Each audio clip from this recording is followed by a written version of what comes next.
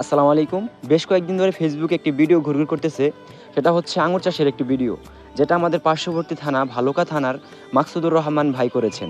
তো সেটা দেখার জন্য এবং কি চারা সংগ্রহের জন্য সকাল সকালে বেরিয়ে গিয়েছি। তো বাগানে পৌঁছানোর পরেই ভাই আমাদেরকে রিসিভ করে এবং কি তার এই মাতৃবাগানে নিয়ে যায়, যেটা তিনি প্রথম শুরু করেছিলেন। তো এখানে যাওয়ার পরে ভাই আমাদেরকে দেখালো যে সে কোন কোন জাতের আঙুর চাষ করেছেন। এটা হচ্ছে বাইকুনুর জাতের একটি আঙুর, যেটা বাংলাদেশের মধ্যে সবচেয়ে জনপ্রিয়। আর এটা হচ্ছে ডিকসন জাতের একটি আঙুর, যেটার সাইজটা মাশাআল্লাহ এবং কালারটাও অসম্ভব সুন্দর। আর এটা হচ্ছে ভিলেজ জাতের একটি আঙুর, সাইজটা একেবারে মিনি, মানে ছোট। আর এটা ভাই আমাদেরকে টেস্ট করার জন্য দিল, যদিও এটা পরিপক্ক হয় নাই, তবু ভালো মিষ্টি ছিল।